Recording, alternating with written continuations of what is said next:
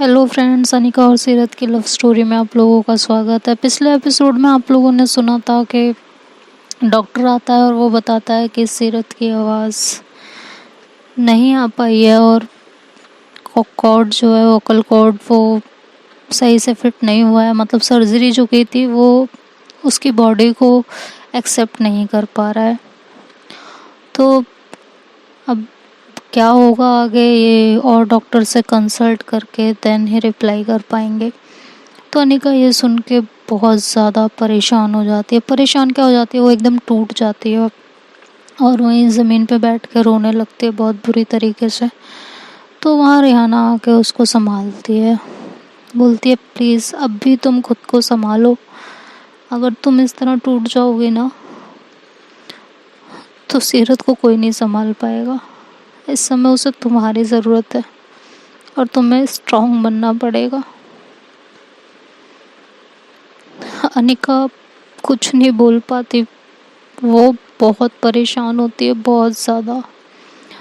वो मन में सोच रही होती है आज मैंने किसी से उसकी हंसती खेलती ज़िंदगी छीन ली। इससे ज़्यादा वर्स्ट मैं कुछ नहीं कर सकती अपनी ज़िंदगी में। मैंने प्यार ही क्यों किया उससे। मैं अगर उससे दूर होती तो आज वो खुश होती, ठीक होती। वो ऐसा सोच रही होती है मन में और रो रही होती है। तभी डॉक्टर बोलते हैं कि आप में से अनिका कौन है। तो अनिका देखती है डॉक्टर की तरफ, तो बोलती है जी मैं हूँ। तो बोलते हैं सीरत सिर्फ आपसे मिलना चाहती है। तो अनिका ऐसे जब सबकी तरफ देखती है तो उसकी मम्मी बोलती हैं सीरत की ऐसे कैसे, और जब वो बोल नहीं पा रही तो आपको बताया किसने। हाँ, तो डॉक्टर ने कहा कि वो बोल नहीं पा रही है, लिख तो पा रही है ना। उसने लिख के बताया है कि उसे अनिका से मिलना है। तो सब अनिका की तरफ देखने लगते हैं और अनिका तो वहीं बैठ के रो रही होती है। वो बोलती है मैं बिल्कुल उसको फेस नहीं कर सकती। मैं उससे कैसे मिलूँगी, मैं उसको कैसे फेस करूँगी, मेरे बस की बात नहीं है। This is not cup of my T. मैं नहीं कर सकती है रियाना, मैं नहीं जा सकती, सॉरी। तो सीरत के अब्बू आते हैं, उसे उठाते हैं, कहते हैं मतलब अनिका सच में उसने तुम्हारे लिए जो किया और अब वो तुमसे मिलना चाहती है, उसे तुम्हारी ज़रूरत है तो तुम अपने कदम पीछे खींच रही हो। बस यही दोस्ती थी तुम्हारी, इतना ही था। हाँ, इतना ही प्यार है ना तुम दोनों के बीच में, यही दोस्ती है बस। एक दोस्त दूसरे दोस्त के लिए जान दे सकता है और दूसरा दोस्त उसकी मुसीबत की घड़ी में उसके साथ भी खड़ा नहीं हो सकता। वाह क्या बात है। इस हिसाब से तो सीरत की अम्मी जो कह रही थी वो सही है ना। तुम तो मुझे गलत प्रूफ करने में लग गई। तो सीरत की अम्मी बोलती हैं कुछ भी हो लेकिन ये मैं इसको मिलने नहीं जाने दूंगी। तो उसके अब्बू बोलते हैं तुम शायद भूल रही हो, मैंने थोड़ी देर पहले भी यही कहा था तुम्हें कि सीरत उठते ही पहले अनिका का नाम लेगी और वही हुआ। तुम्हें समझ में नहीं आता क्या? हाँ, अकल बेच के आई हो कहीं पे। अगर तुमने एक वर्ड और बोला ना, मैं तुमसे अभी के अभी सारे रिश्ते ख़त्म कर दूंगा, ये याद रखना। तो उसकी अम्मी बिल्कुल शांत हो जाती है और अनिका बोलती है प्लीज़ अंकल आप ऐसा मत कहिए, प्लीज़ मेरी वजह से वैसे ही बहुत ज़्यादा प्रॉब्लम हो चुकी है।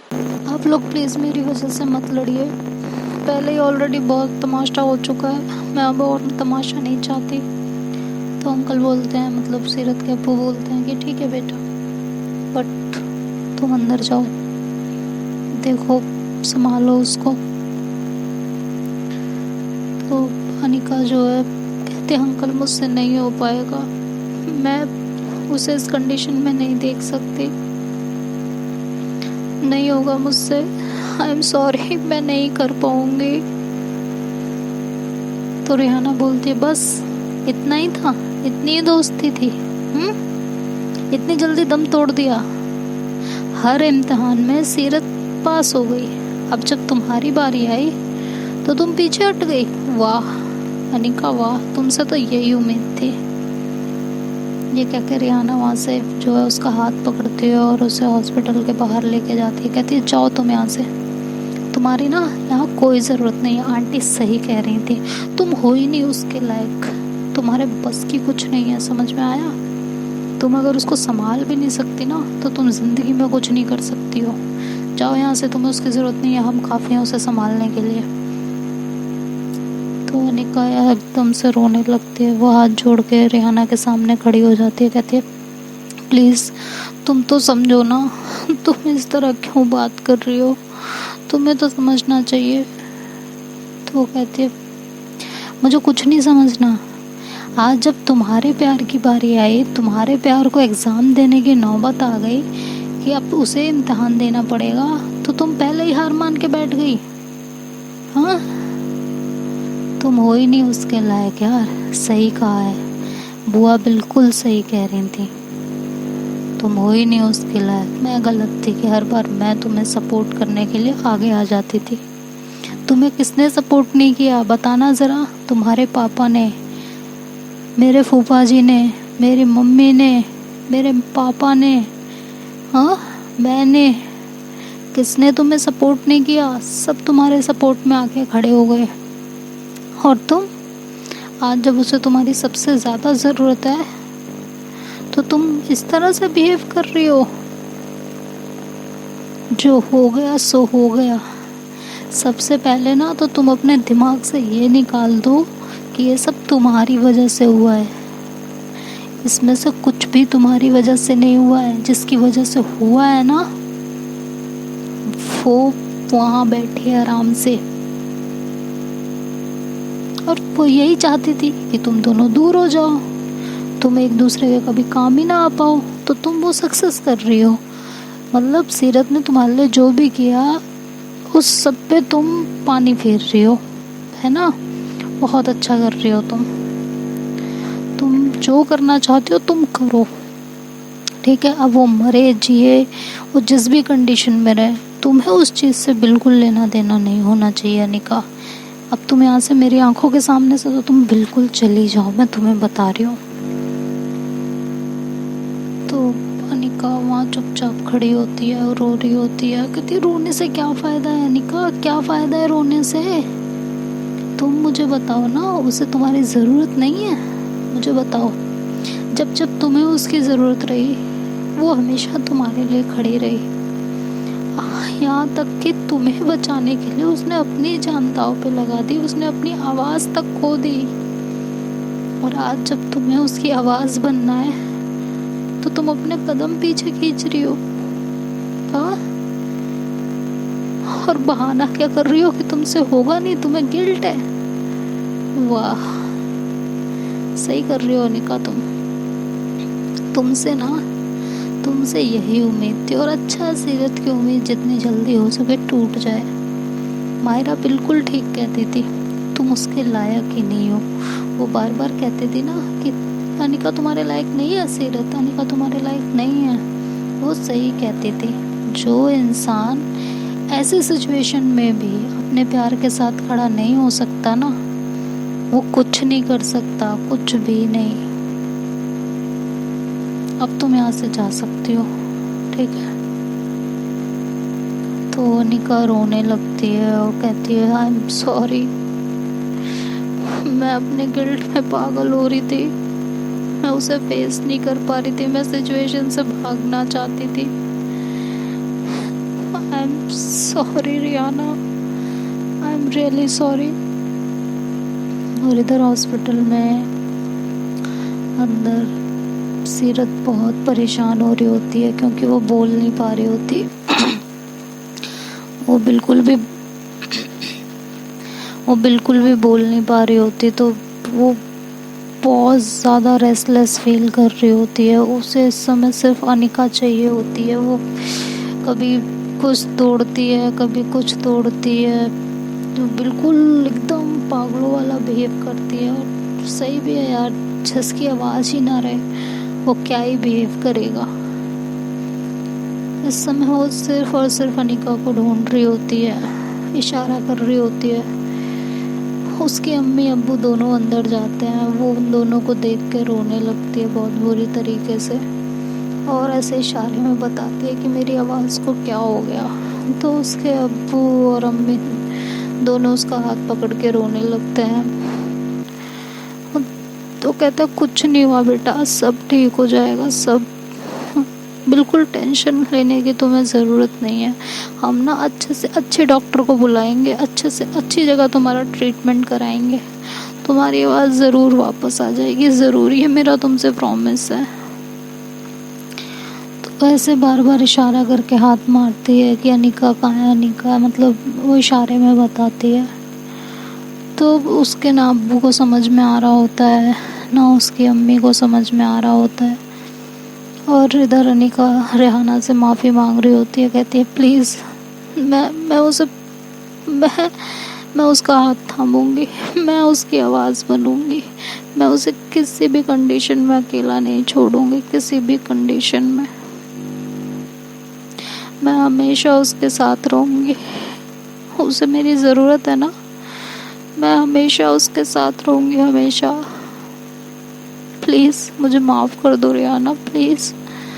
मैं उस समय कुछ सोचने समझने की कंडीशन में नहीं थी। मैं वो सुन के मेरा ना दिमाग काम करना बंद कर चुका था, लेकिन तुमने मुझे सब रियलाइज़ करा दिया। उसने जो मेरे लिए किया है ना, उसके बदले तो ये कुछ भी नहीं है। मैं उसका हाथ थामूंगी, मैं उसकी आवाज़ बनूंगी। प्लीज़ मुझे ले चलो अंदर, प्लीज़, मुझे उससे अभी के अभी मिलना है, प्लीज़। तो रेहाना उसे हक करती है, कहती है बस इसी तरह तुम्हें स्ट्रांग बनना है, तुम्हें कमज़ोर नहीं पड़ना है सीरत के आगे, समझ में आया? बिल्कुल भी कमज़ोर नहीं पड़ना। उसने तुम्हें संभाला है ना हर बार, तुम जब जब रोई हो तो उसका कंधा हमेशा तुम्हारे साथ था ना। अब तुम्हें वो जगह लेनी है, अब तुम्हें उसे संभालना है, ठीक है? तो अनिका कहती हाँ, मैं तो उसे हमेशा संभालूंगी, हमेशा। तो ये कह के वो अंदर आती है, और इधर सीरत बहुत परेशान हो रही होती है। तो नर्स आती है, कहती है आप लोग प्लीज़ बाहर जाइए, पेशेंट को पैनिक मत कीजिए प्लीज़। तो उसके अब्बू बोलते हैं ये कुछ कहना चाहती है, हम समझ नहीं पा रहे वो क्या कहना चाहती है। तो नर्स उसकी तरफ देखती है, सीरत की तरफ। तो सीरत जैसे इशारा करती है नोटपैड की तरफ, तो नोटपैड उठा के सीरत को देती है। तो सीरत उस पर फिर से अनिका ही लिखती है। तो उसकी अम्मी को बहुत गुस्सा आता है। वो बोलती है अनिका नहीं आएगी तुमसे मिलने, अनिका तुम्हारे लायक नहीं है, तुम्हें समझ में आ रहा है या नहीं आ रहा है? तुम अनिका को जितनी जल्दी हो सके ना भूल जाओ, तुम्हारे लिए उतना ही अच्छा है, समझ में आ गया तुमको? और मैं उसे यहाँ आने नहीं दूंगी सीरत, ये बात याद रखना। तो सीरत रोने लगती है, वो कुछ बोल ही नहीं पा रही होती, बस उसे दर्द ही हो रहा होता है। तो वो जैसे उठने की कोशिश करती है तो उसके ज़ख्म इतने गहरे होते हैं कि उसे बहुत ज़्यादा पेन होता है, और वो एकदम से गिरने लगती है। तो उसके अब्बू से संभालते हैं और फिर से बेड पर लिटाते हैं, कहते हैं मैं तुम्हें फिर से कह रहा हूँ, तुम अपनी ये बकवास बंद कर दो और यहाँ से बाहर चलो। इस समय ना फालतू बात करने की ज़रूरत नहीं है, इस समय सीरत जो चाहेगी सिर्फ वही होगा। और बेटा तुम्हें टेंशन लेने की ज़रूरत नहीं है, तुम्हें अनिका से मिलना है ना, मैं अनिका को अंदर भेजता हूँ। तुम्हारी अम्मी जो भी कह रही है उसको बिल्कुल भी दिमाग पे लेने की ज़रूरत नहीं है तुम्हें। तो उसकी अम्मी बोलती है मेरी बात कोई क्यों नहीं समझ रहा है, मैं क्या कहना चाह रही हूँ, कोई मेरी भी तो बात को समझो, क्यों नहीं कोई समझ रहा? मैं क्या उसकी दुश्मन हूँ क्या? मुझसे ज़्यादा उसे कौन प्यार कर सकता है? तो सीरत अपनी अम्मी का हाथ पकड़ती है और रोने लगती है, उनके हाथ को अपने माथे से लगाती है और बहुत रोती है। वो कुछ बोल नहीं पा रही होती, बस उन्हें एहसास दिलाने की कोशिश करती है कि मैं अनिका के बिना अधूरी हूँ, अम्मी अधूरी हूँ।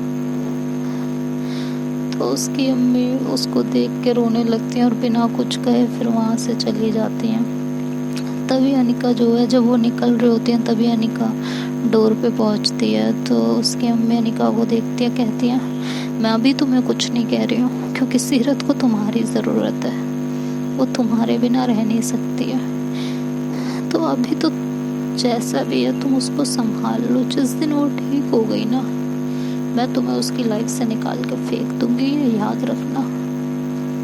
समझ में आया तुम्हें? जाके उसको संभालो, और अगर उसको कोई भी दिक्कत हुई तो तुम सोचना मेरे से बुरा तुम्हारे लिए कोई नहीं होगा। तो अनिका ये सुनती है और चुपचाप सर नीचे कर लेती है। तो उसकी अम्मी उसे साइड में करके वहाँ से निकल जाती हैं। जैसे वो निकलती हैं वो पीछे मुड़ती हैं, कहती हैं अब यहीं खड़ी रहोगी? वो अंदर इंतज़ार कर रही है तुम्हारा, पागल हो रही है तुम्हारे बिना, अंदर जाओ। तो वो अंदर जाती है और सीरत की तरफ देखती है। तो सीरत अपने आंसू एकदम से साफ करती है और वो अनिका की तरफ देख के स्माइल करती है। अनिका जब उसको देखती है तो उसे तो बहुत रोना आ रहा होता है, लेकिन वो बहुत कंट्रोल करती है अपनी फीलिंग्स पे, बहुत ज़्यादा कंट्रोल करती है। और वो सीरत के पास जाती है, उसके बेड के मतलब उसके जो तरफ उसके पैर होते हैं उस तरफ वो बैठती है, उसका हाथ अपने हाथों में लेती है, कहती है कुछ नहीं हुआ जान, सब ठीक हो जाएगा, ठीक है? मैं हमेशा तुम्हारे साथ हूँ, हमेशा। I love you so much, I love you so much. मैं हमेशा तुम्हारे साथ हूँ, हमेशा। बिल्कुल टेंशन लेने की ज़रूरत नहीं है तुम्हें, सब ठीक हो जाएगा, ठीक है? तो सीरत कुछ बोलने की कोशिश करती है लेकिन वो बोल नहीं पाती, वो बहुत परेशान हो रही होती है, उसके आंखों के कॉर्नर से आंसू निकलने लगते हैं। तो अनिका उसे कहती काम डाउन, रिलैक्स करो पहले तुम, ठीक है? कुछ नहीं हुआ है, कुछ भी नहीं हुआ है, बिल्कुल टेंशन लेने की ज़रूरत नहीं है। मुझे पता है तुम क्या कहना चाह रही हो, यही ना कि आई लव यू टू। हाँ, वो तो मुझे पता है, तुम मुझे बहुत प्यार करती हो, बहुत, और मैं भी तो तुम्हें बहुत प्यार करती हूँ ना, लेकिन हाँ तुमसे थोड़ा सा कम, इतना तो मुझे पता चल गया। तो ऐसे हंसती है। तो सीरत कुछ कहने की कोशिश करती है लेकिन वो बोल नहीं पा रही होती, तो नर्स नोटपैड आगे करती है, तो अनिका नोटपैड हटा देती है। तो नर्स उसकी तरफ सवालिया नज़रों से देखती है कि वो बताएगी कैसे तुम्हें। वो ऐसे अनिका को बोलती है, तो अनिका बोलती है मुझे इनकी बातें समझने के लिए ना नोटपैड की ज़रूरत नहीं है, मैं इशारों से समझ लूँगी। तो नर्स उसकी तरफ देखती है, कहती है आप बहनें हो क्या? तो अनिका बोलती है नहीं, फ्रेंड्स हैं हम। तो वो हंसती है, कहती है अच्छा। तो अनिका फिर सीरत की तरफ देखती है, कहती है बोलो क्या बोलना है। तो जब वो ऐसे बोलती है तो सीरत जो है मुस्कुराती है, मतलब वो ऐसे मुस्कुराती है कि मैं कैसे बोल सकती हूँ, मेरी तो आवाज़ ही।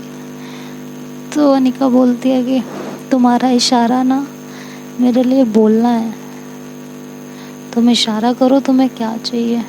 तो इशारे में कुछ कहती है। अनिका बोलती है हॉस्पिटल में नहीं रहना तुम्हें, हाँ घर चलना है। तो वो ऐसे नॉट करती है अपना सर कि हाँ घर चलना है। तो डॉक्टर की तरफ देखती है, नर्स की तरफ। तो नर्स कहती है तो डॉक्टर से पूछना पड़ेगा, इतनी जल्दी तो मुझे नहीं लगता इन्हें डिस्चार्ज मिलेगा। तो जो है सीरत ऐसे मुंह बना लेती है, ये कह के नर्स जो है वहाँ से चली जाती है।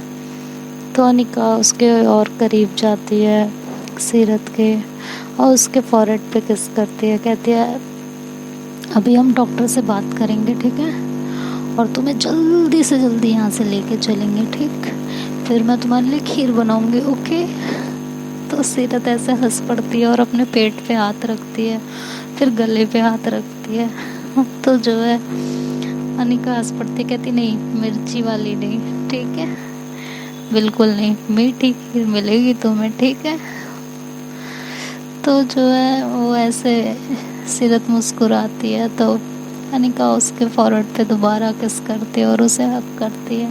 तो जब वो उसे हक करती है तो वो उसका सर अनिका का उसकी चेस्ट पे पड़ता है। तो एकदम से मतलब सीरत को दर्द होता है, तो अनिका एकदम से खड़ी होती है, मतलब उठती है वहाँ से तो कहती है सॉरी सॉरी सॉरी, अरे सॉरी तुम्हें तो यहाँ चोट लगी है ना, आई एम सॉरी।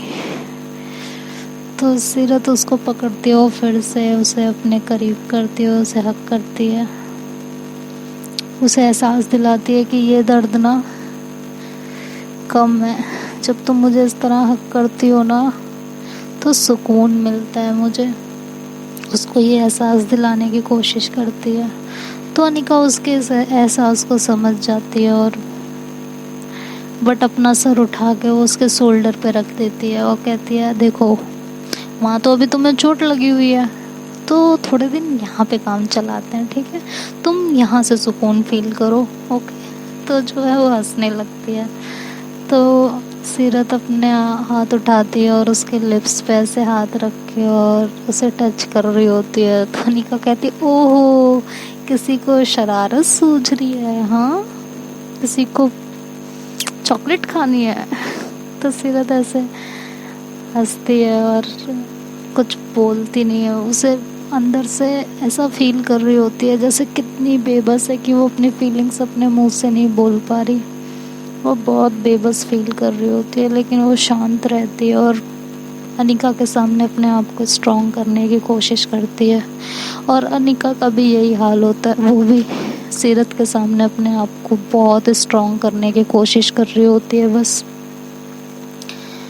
दोनों ही एक दूसरे के सामने अपने आप को बहुत स्ट्रॉन्ग बना रहे होते हैं। तो अनिका बोलती है ओह चलो ठीक है फिर तुम्हें चॉकलेट अभी नहीं, घर चल के यहाँ कोई देख लेगा ना। तो अनिका ऐसे सर हिलाती है, कहती है नहीं नहीं अभी चाहिए मुझे, अभी चाहिए, ऐसे बच्चों की तरह वो अपना सर हिलाती है। तो अनिका हंस पड़ती है, कहती है ओफो इतना क्यूट तरीके से बोलोगी ना तो मैं मना ही नहीं कर पाऊंगी, हद है यार तुम्हारी, मतलब तुम मुझसे सारी बात मनवा लेती हो ना। तो अनिका ऐसे उसे घूर के देखती है कि अच्छा सच में तुम मेरी सारी बात मान लेती हो, मतलब इस तरीके से वो इशारा करती है। तो अनिका हंसती है और फिर उसके एकदम क्लोज जाती है, उसके बहुत क्लोज, उसके फेस को अपने हाथ में लेती है और अपने लिप्स उसके लिप्स पे रखती है और उसे किस करने लगती है। दोनों एक दूसरे के होठों को अपने होठों में लेके एक दूसरी दुनिया में पहुंच चुके होते हैं। दोनों एक दूसरे को किस कर रहे होते हैं, सब कुछ भूल के कि वो कहाँ पे है इस टाइम, कोई भी अंदर आ सकता है, बस एक दूसरे को किस कर रहे होते हैं। किस करते करते सीरत की आंखों से आंसू आने लगते हैं। दोनों की आंखें बंद होती हैं लेकिन सीरत की आंखों से आंसू निकल रहे होते हैं। तो अनिका को पता नहीं कैसे ये फील हो जाता है और वो अपने दोनों हाथों से उसके आंखों के आंसू साफ करती है, उसे किस करते हुए, और फिर उसके आंखों पे किस करती है, उसके फॉरहेड पे किस करती है, उसके दोनों चीक्स पे किस करती है और फिर से उसे लिप किस करने लगती है। लिप किस करते करते वो हल्का सा नीचे की तरफ होती है और जहाँ उसके घाव होते हैं उसके चेस्ट और नेक पे, वहाँ पे बहुत हल्के हल्के उसको किस कर रही होती है जिससे उसे तकलीफ ना हो। उसे किस करती है और फिर से उसे लिप किस करने लगती है।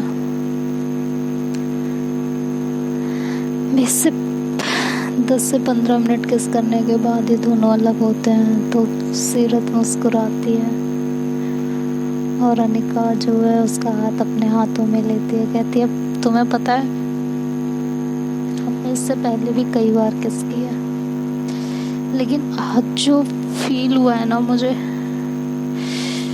वो अल्टीमेट था यार, बियॉन्ड ऑफ द वर्ल्ड, मतलब मैं डिस्क्राइब भी नहीं कर सकती आज जो मैंने फील किया है। और तुम्हें ना कमज़ोर होने की ज़रूरत नहीं है सीरत, बिल्कुल नहीं, ठीक। तुम इसलिए तो कमज़ोर बिल्कुल मत होना कि तुम्हारी आवाज़ नहीं है, मैं तुम्हारी आवाज़ हूँ, ठीक है। और रही बात तुम्हारी आवाज़ की, हम अच्छे से अच्छे डॉक्टर को दिखाएंगे, अच्छे से अच्छे हॉस्पिटल में जाएंगे और तुम्हारी आवाज़ मैं तुमसे प्रॉमिस कर रही हूँ वापस आएगी, ये मेरा प्रॉमिस है तुमसे, ठीक है। और ये तो हुई ये वाली बात, और अब आते हैं दूसरी बात पे। तो सीरत उसको देखती है तो कहती हाँ ऐसे मत देखो तुम मुझे, ये जो तुम नाटक कर रही हो ना मेरे सामने स्ट्रांग बनने का, ये छोड़ दो, ठीक है।